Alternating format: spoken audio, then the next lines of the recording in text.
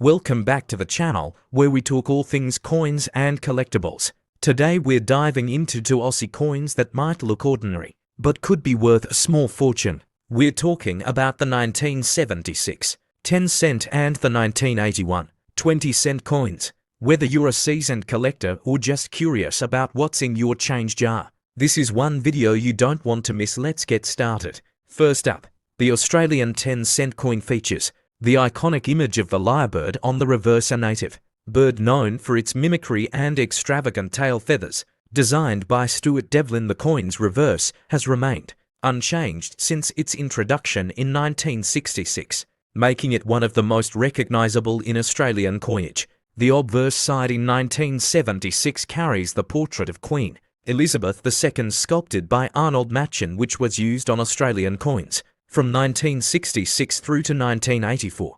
1976 was a time of economic transition and political complexity in Australia. While the coin's face value was just 10 cents, it represented a part of the broader decimalisation movement that had only begun a decade earlier.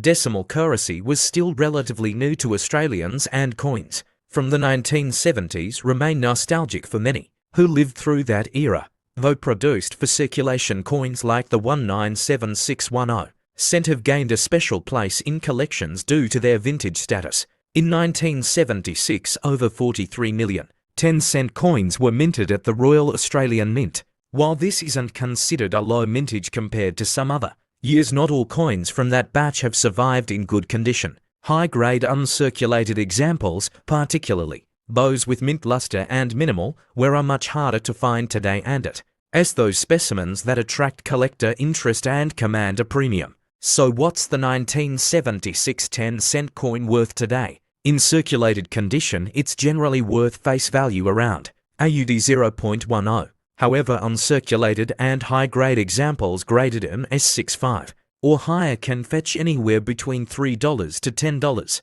and proof versions, if they exist, can go even higher. Value depends heavily on the coin's condition, eye appeal, and whether it has any errors or die variations. Coins with toning or unique blemishes might also be valued differently by niche collectors. If you're into collecting Australian coins, consider subscribing to the Royal Australian Mint's subscription services. They often offer collectors sets, annual mint releases, and limited edition coins that don't enter general circulation. Subscriptions can include sets that feature commemorative versions of standard denominations. And while the 1976 10-cent coin isn't part of a current subscription pack, similar coins from modern sets might catch your interest. Occasionally, collectors stumble upon error coins, off-center strikes, double dies, or planchette flaws that can significantly boost a coin's value. While 1976 10-cent errors aren't commonly documented, it's always worth checking. Flip your coins under good lighting and use a loupe to spot any anomalies. Even minor errors can transform a common coin into a rare find worth hundreds to the right beer. Proper storage is essential for preserving your collection's value. For coins like the 197610 cent, use acid-free holders, coin flips, or capsules. Avoid PVC materials that can cause long-term damage. If you're planning to showcase your collection, consider display albums or wooden presentation boxes that protect against air and humidity. Remember, condition is everything in coin collecting. Some collectors look for full mint rolls, coins per roll for 10-cent pieces. If you can find an original 1976 mint roll, it's a collector's gem. These rolls may command anywhere from $100 to $200 or more, depending on condition and the demand at the time. These are rare and often kept by serious collectors or dealers, so if you come across one, it's worth considering for long-term investment. To wrap up, the 1976 Australian 10-cent coin might seem humble, but it holds real value for collectors, both monetary and historical. Whether you're hunting for a high-grade example, an error coin, or a full mint roll, this coin is a fun and accessible entry into Australian numismatics. If you enjoyed this deep dive, don't forget to like, subscribe, and hit the bell so you never miss a video. Let us know in the comments if you have any 1976 coins in your collection or want us to cover other years in the series Happy Collecting. Next up, the 20-cent coin was first introduced in 1966. With Australia's shift to decimal currency, The 1981 version was issued during a time of high demand for coinage, especially the 20-cent denomination. Interestingly, due to such demand, the Royal Australian Mint sought additional help from overseas mints to produce the coin that year. So although 1981 coins may appear common, there's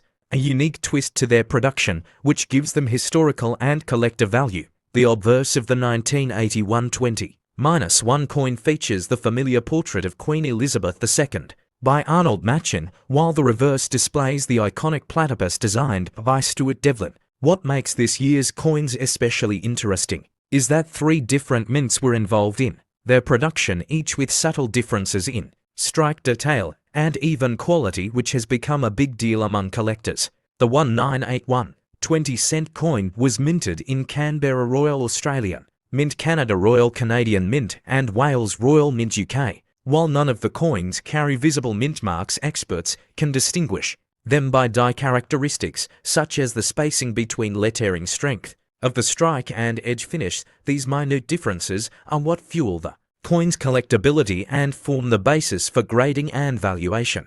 In total, over 158 million 20-cent coins were produced in 1981, making it one of the highest mintage years. However, the split between the 3 mints has created scarcity in specific varieties. For example, the Canadian Mint version tends to show weaker strike detail and is less commonly found in better condition. This makes high-grade Canadian 1981 coins a bit of a treasure. So what's it worth? In circulated condition, the 1981 20-1 coin is usually only worth its face value, 20 cents. But here's where it gets interesting. Uncirculated examples can fetch anywhere from $2 to $10 AUD depending on mint source and condition. Rare varieties, such as proof coins or those with minting errors, like cut marks, die cracks, or off-center strikes, can be valued at $50 or more, especially when graded by PCGS or NGC. If you're enjoying this kind of detailed content on Aussie coins and want to uncover more numismatic secrets, don't forget to hit that subscribe button and turn on notifications. I release new videos every week on rare coins, Australian currency, and how you can build a valuable collection. Subscribing helps support the channel and it's totally free. If you're looking to take your hobby to the next level, you won't want to miss what's coming up. Now, some collectors might come across references online to a 1981 20-cent coin. Let's clear this up. There is no official version. This confusion likely stems from miscommunication or incorrect listings online. However, the number of visible die varieties, especially among overseas struck coins, could be as many as minor variations, including differences in edge, milling, font, and even the spacing of the Queen's portrait. These are primarily of interest to die variety collectors. Want to identify where your 1981 coin came from? Here's a quick tip. Look at the detail of the platypus's head and fur. Canadian minted coins typically have softer or shallower features, while UK minted coins might have a more polished surface and sharper lettering. Australian minted versions are often crisper and more uniform. Grab a magnifying glass and do a side-by-side comparison. It's a fun way to learn the subtleties of coin identification. The 1981 Australian 20-cent coin is a fascinating study in international minting and economic history. Whether you're collecting based on variety, condition, or just curiosity, this is a great coin to add to your folder as a challenge. Check your coin jar and see how many 1981 20-1 coins you can find and try identifying their mint origin. Drop a comment below with what you discover and I might feature it in an upcoming video.